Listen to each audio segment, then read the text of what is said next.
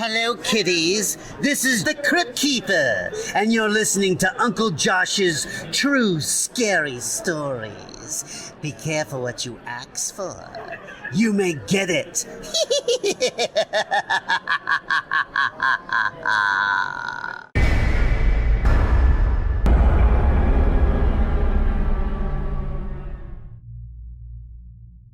He Won't Leave by Minty Sweet.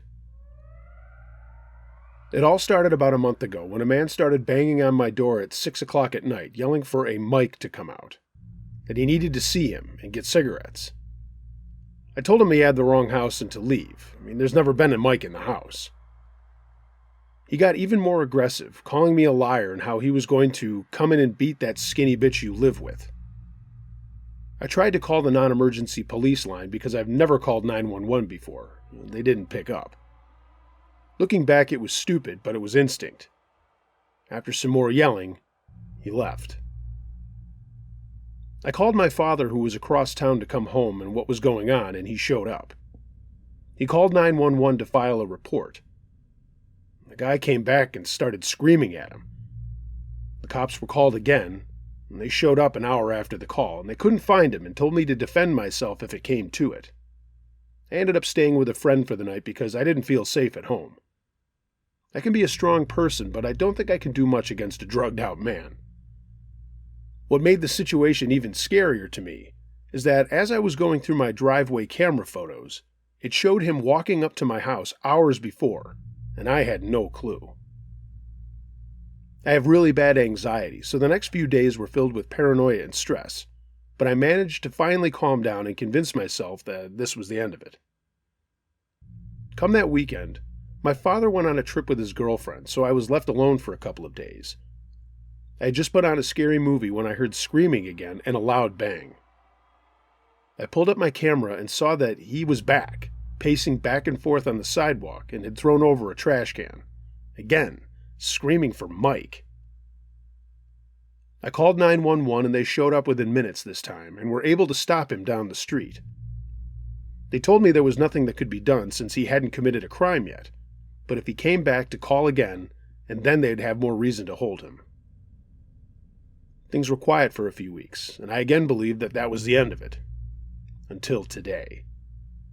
This morning my father and I got in an argument, so I wanted to take a walk to clear my mind. I went across the street to a park and sat by a tree watching cars pass every now and then. Just beautiful morning weather. Then I noticed a truck drive down the left side of the park and turned to the street my back was facing. The guy waved as he passed, so I did too, thinking it was just a man going to work. I wanted to show that I was okay. But then he pulled off onto the right side of the park, stopped, and made a U-turn to come back. Red flags instantly went off in my head, so I got up to start walking home. I looked back and saw that he'd turned his headlights off, and he was trailing me. I got to the front of my house, and he slowed, and I got a better look at his face this time, and it looked like the man harassing me. From the physical characteristics to his red baseball cap. And he just glared at me like I took everything in his life away from him. I got to the door and tried to barge in, but my father put the chain on in anger of me walking out, so I had to yell to him that I was being followed and to open the door. He opened it, but by then the truck was gone down the street. I'm terrified to leave my home. I don't have a car to get around anywhere quickly, and I have to bike, but even now I'm scared to do that. I don't know who that man is or was, or what his intentions are, but I live in paranoia, waiting.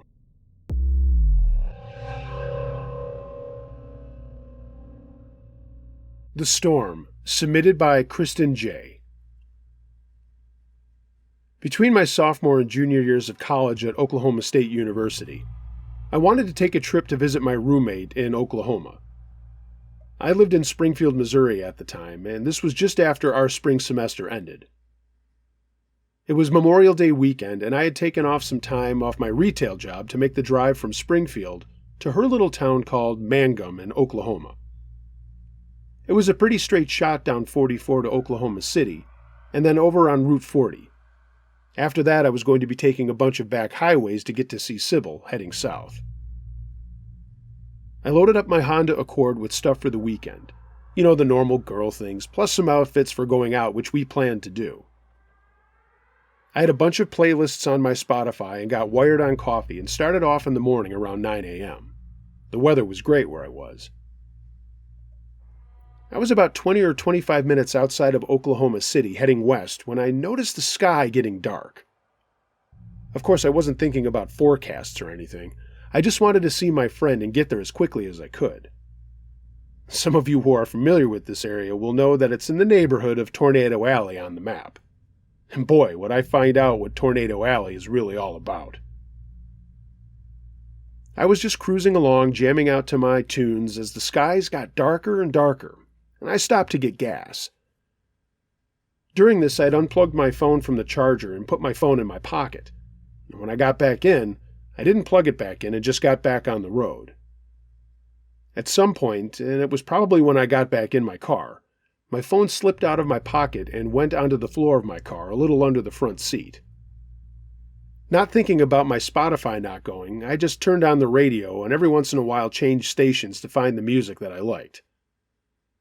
I never thought about my phone and why it wasn't in my pocket, and never noticed that I was getting phone calls from Sybil. I kept driving, thinking about all the fun we were going to have over the weekend, and again, not paying attention to the dark clouds. There was a sprinkle of rain here and there, but nothing that I was worried about or paying attention to. When I got to the junction where I had to head south to Mangum, I knew I wasn't super far away from her. I had planned to be there around 3 or 4 in the afternoon and was right on time. As I continued to drive, I noticed that the clouds were more menacing, and suddenly, out of nowhere, there was a massive hailstorm. Not the kind with giant hail, but really whipping winds, but a lot of hail. I could hear it bouncing off all sides of my car and roof, and I was hoping that I would just be able to outrun whatever storm was there. Again, just another spring thing that happens in the Midwest, or so I thought. As I was driving, I noticed there wasn't a ton of traffic out, but there was enough going in the opposite direction. I didn't see anyone behind me for the longest time, and I never really saw anyone in front of me either. Never really had to pass anyone, and no one ever passed me. I kept cruising along as the skies got darker off to my right. Still not paying attention and just singing along with whatever songs I recognized on the radio, me and my trusty Accord kept moving. Then, like out of a movie, I saw the wind really whipping the vegetation or crops or whatever on the sides of the road. I could feel the wind pushing my little Accord to the left, and I had to make sure that I didn't take my hands off the wheel to keep things steady. I looked at the time on my radio and said to myself I was still making good time, and I should be in Mangum real soon. That's when I saw something out of the corner of my eye off to the right that made my heart drop. The clouds that had been so menacing overhead seemed to be reaching right down to the ground because, in fact, they were. I didn't right away see a funnel cloud like a typical tornado, but I realized that this storm was going to get even worse the further on that I went. Like an idiot, I figured I could just outrun it. So that's what I did. I just kept going on and pushed down on the accelerator a little bit more than I probably should have, especially with the wind doing its thing the way that it was. Another few minutes went by and I looked over to my right and got the shock of my life. There it was on the ground. Gray and black, a giant whirling of wind ripping things out of the ground. I couldn't tell if it was coming at me or going along with me or what. But again, I figured I could outrun this thing. Bad idea. The rain got super intense, but I could still see this thing towering in the sky moving off to my right. As I kept driving, I noticed there were no other vehicles on the road at all. No one was out there, just me. I started panicking, but kept driving and then looked for my phone. Of course, I couldn't find it in my pocket as it was no longer there and was somewhere on the floor of my car. I glanced down in a craze looking for it to see if I could reach for it, but I couldn't see it at all. But what I could see was this massive pillar of whirling clouds coming right up onto me off to the right and a little in front of me. I didn't know if I should stop. I didn't know if I should keep going. I just kept my foot on the gas and made the decision unconsciously to keep moving forward. The tornado, which I recognized it for by now, was coming right at me, and again I kept thinking I could outrun it. It was huge at this point. And I couldn't say what it was, F4, F5, UE10, whatever the hell they measure these things on. But I could see that it was coming straight for the road that I was on. I kept driving for another minute or two, now in full panic mode, and screaming, "Why can't I find my phone?" I started to slow down, and it was the smartest thing I could have done. The tornado was even bigger than I thought, and getting closer. I couldn't even hear the radio anymore, just the sound of wind that was so loud I thought my eardrums were going to break, and the rain pounding on my car. I sat in awe as the funnel got bigger and bigger, and the winds got crazier, and it literally crossed in front of me, probably about a football field away. Tears were streaming down my face, and I was screaming for help. To who, I don't know, but I was screaming my head off. The tornado moved in front of me, and I couldn't see anything around it or through it, but there was tons of stuff flying in the air. Some of it did hit my car, and there was a lot more hail. It only took about a minute and a half for it to make its course across the road in front of me, and keep going off to my left. The winds were still unbelievably intense as it passed by, and I looked up and down the road in front of me and behind me to see if anyone else was out there. Then I remembered my phone and reached down and under my seat where there it was. I grabbed it and immediately called my friend and just kept screaming into the phone, Sybil, I'm in a tornado! I'm in a tornado!" before she could even get a word out. I never even noticed that she had left me a bunch of voicemails warning me about the storm and that I should stay put wherever I was until afterwards. Sybil was screaming back at me, and it was a crazy conversation until I finally blurted out that the tornado had just missed me and had moved on. Then I saw some cars go whipping by me, and when I looked up and down the road, I saw a couple of other vehicles had been sitting out there. While I was still yelling into the phone, a car came up to me and a guy got out and knocked on my window to see if I was okay. His name was Larry, and he was part of a storm chaser group. His other team members were people that I had seen farther down the road that were taking measurements and also watching the tornado as it went by. They were on the other side of it.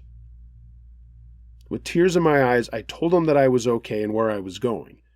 He asked if there was anything he could do, and I said no, and it was a crazy three-way conversation with Sybil about who I was talking to. I was so nervous to start driving again, but Larry told me that the tornado was gone and most likely would not be turning around to come back, and I should get to wherever I needed to get as more tornadoes were predicted for the rest of the day. I kept Sybil on speakerphone the entire way to her driveway, telling her about what happened over and over, and how I wasn't paying attention, and how my phone had fallen onto the floor. She was crying too, that I was okay, and just kept guiding me along the roads to her house. When I finally got there, I ran up to her door and practically jumped into her arms, crying my eyes out. I got inside where she was home with her dad, who was equally happy to see me. He made me call my parents, and grabbed a bottle off a shelf and poured me the stiffest scotch I'd ever had in my entire life. I finally started to calm down and told them the whole story all over again. I had made it through that storm by the grace of God and promised that I would check forecasts and not leave my phone in a place that I couldn't get to it ever again. We ended up having an awesome weekend, and we did watch the news broadcasts that day of the same tornado I had seen, as well as some others. God must have sent a guardian angel to get me through that, but it was certainly the scariest thing that has ever happened to me in my life. This was 4 years ago, and I remember every detail like it was yesterday. I now live in Boston, Massachusetts, where we do get our share of crazy weather, but nothing like that, and tornadoes around here are a rarity. I'm glad because I don't ever want to go through something like that ever again. It's such a feeling of helplessness when you don't know where to go, and quite frankly, sometimes there is no place to go. Like I said, I plan my trips very differently now, even though I probably will never ever see a tornado again. And if I do see one, even if it's 100 years from now, it will be way too soon.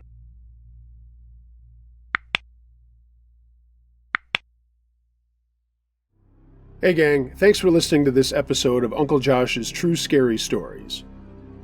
If you have a true scary story of any nature that you would like to hear narrated on this channel or my podcast, email it to unclejoshtruescarystories@gmail.com.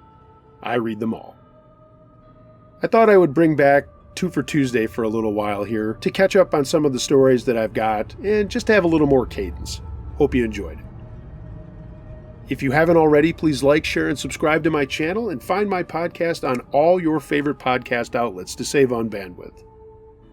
Follow me on social media. All the links to that are in the description below.